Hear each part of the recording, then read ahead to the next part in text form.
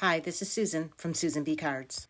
For my next card, I'm going to do a technique I haven't really done in a while, and it was one of my favorites, and I don't really know why. Maybe because it's a little bit more labor intensive.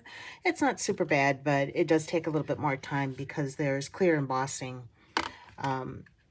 powder that you have to use, plus there's inking of the folder. So for this one, I have this embossing folder and Gathered Twigs Distress ink. It's the regular Distress, not the oxide for this one. And I'm going to ink up the top of my folder, but I don't want it to be a lot of solid brown, so I just want it to be a bit of an accent. I'm just going to lightly go in there, just try to get a little bit, so I don't need the full coverage like I had been doing for some of the other cards. And I have a piece of paper, 4.5 by 6.5, that fits this folder, and I'll end up cutting that down because that's an odd size card. And the sides are really, they do have a border here. It'll end up being 4.25 by 6.5, and I don't really need that. So I'll be right back. Here's my paper. You can see it's not totally dark brown in here. It just kind of is outlining the swirls on here.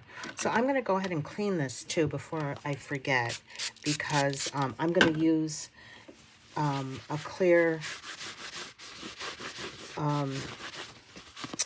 embossing ink, and I don't want it to get a ton of brown on it. So I'm just wiping this clean. Comes off pretty easily because it's just Distress ink. Now I'm going to take this small cube I have a mini cube of this spun sugar, and I want to hit all these high raise points with this pink. I like using the mini cube. I think it's a little bit easier.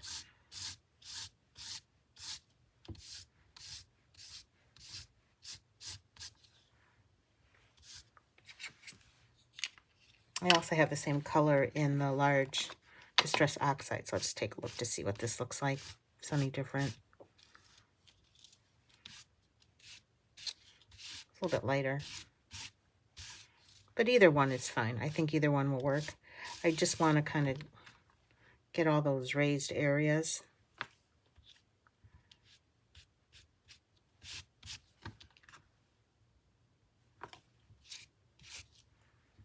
Now, you have to remember that it's okay to get the Distress ink onto this Distress Oxide pad, but it's not okay to do the opposite. You don't want to get Distress Oxide onto the regular Distress ink pad.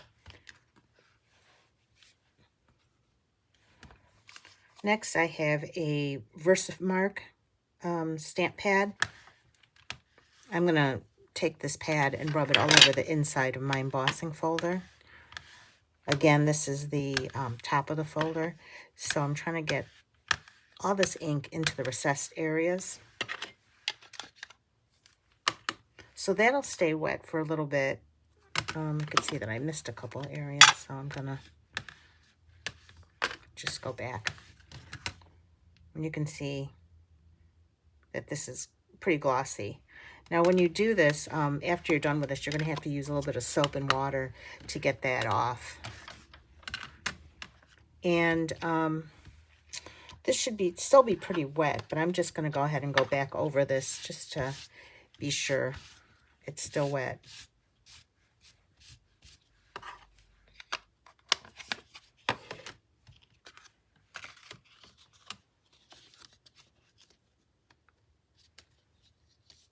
Okay, lining this up carefully, and I'm going to run this through the Big Shot again, and I'll be back.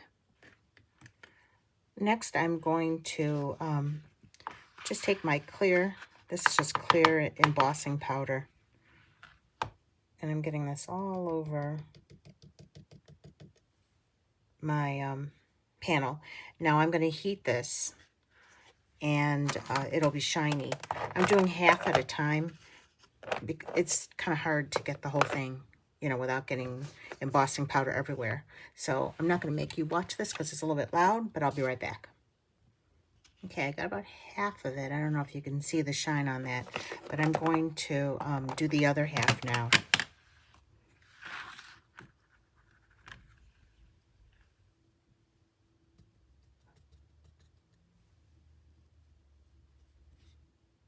So the Versamark is still wet on here, so even though I dried half the sheet, it's still sticking. Okay, I could see when I look at this, there's still a couple areas where, for whatever reason, the embossing powder didn't stick. So I'm just going in with one of these Versamarkers and just hitting some of those areas. I had to kind of take it out of the light so I could see it. I want this to be pretty shiny because I think it makes it look more like tile.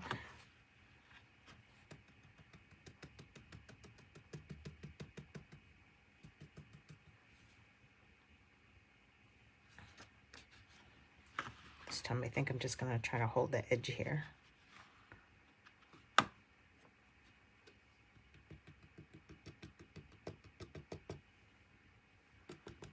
So this is my second time embossing it, and I'll show you the results in a minute. So here it is. It does look like a ceramic tile when you look at it. I have a couple of dark spots. I'm not really sure what that is, but that's fine. It kind of gives that whole aged vintage look. And some spots are a little bit more glazed than others, but I think it really does help to look like tile. So I'm just going to trim down these edges, and I'll make a card out of this and show you what I'm going to do next. You know, I have two trimmers, and one is a Guillotine trimmer, and this is just one of the trimmers where, you know, you bring this down. Now, this isn't really good for something that's already embossed because since it's all uneven, and you run the risk of really ripping your paper after it's embossed. Before, it's fine, but after, it's better to use a guillotine just to trim this up. So I would just go in here, be sure everything's even. I don't know how evenly the paper was put into my embossing folder, but just look at the easiest edge to trim. That looks pretty good.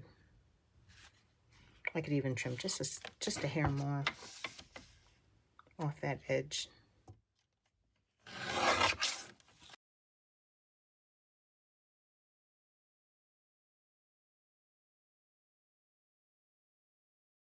So here's a card that I made. I took some stems, and these are from the Holtz Sizzix Wildflowers Stems 2. And again, I'll link everything in my description. And I just took some twine and tied them on. Just trim this a little bit. You could still add a sentiment if you want. I did just some in cream paper, and then inked it just slightly with some distress ink and browns. And then this is a piece of vellum that I had left over that I just trimmed. So it's just this die here. And then just tied that on. I could put a small sentiment. I made one in blue as well. This was very reminiscent of a card that I made a long time ago, probably 2020, which I have, and I'll show you. Something similar that I made a long time ago that I kept because it was so pretty. And then I just used some ideology metal pieces that I had. There's a key and then some kind of sundial disc. But, you know, it doesn't have to be that. They come in all different shapes. There's, I know, clocks. There's just some tokens that have words on it, which are nice too. And you could just glue it on or tie it on. This one had a hole in the center, and then I attached the key. And the key has a word on it. It says hope. And this was just from a sticker book of Tim Holtz's also, and it says she was herself again. I just thought it was kind of a pretty card. And I could do something similar here. I could put some kind of sentiment in the corner. I think I might even, you know, put it on a piece of cream cardstock. This is a real light colored pink. It's barely pink, so it's pretty though. And I haven't put that on a card yet, so I could just glue that on. Sometimes when I have string on the back, you know, it kind of lifts everything up. So I'll take a couple of scrap pieces of cardstock and just glue on the back just to build it up to be even. So I'd put one here, and then glue, you know, maybe 2 or 3. That way it's more even, and then I can attach it to a card. I was thinking about what I could do with this after I trimmed it down, and then I just mounted it on this blue cardstock. I started thinking about what I could do. I wanted to use birds, and I like this little branch. And these are from the Vault Lovebirds set by Holtz Sizzix. I cut out the branch 2 times out of brown paper. That's all this is. And then I put clear embossing powder and heated it over the top, just so that it kind of had the same shine. And I'm going to attach that.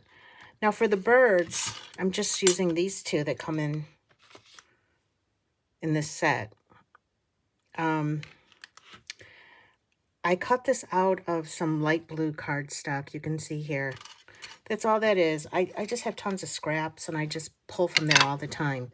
So I'm not really sure who makes this paper.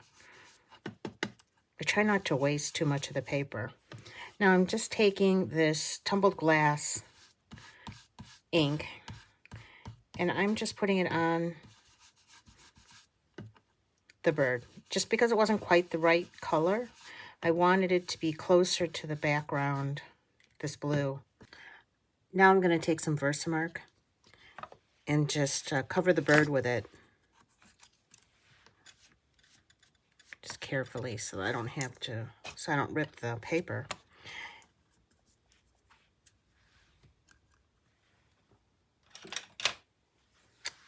And then I'm just going to take this tweezers and dip the bird into my, this is clear embossing powder. And I'm going to heat that, and I'll be back. So I adhered the bird onto this front, and I put it on top of another one, so it has a lot of dimension. And then I attach the branch and this small sentiment that's from Tiny Text, and my card is done. Here are my 2 cards that I made using the technique I showed you to make it look like ceramic tile. I think they're really pretty, and they look really, really heavy, and they're just cardstock. I think that's what's kind of nice about it.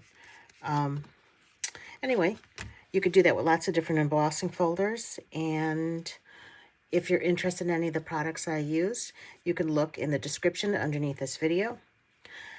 Otherwise, you can go to my blog at susanbcards.blogspot.com. Thank you for watching, and I'll see you next time.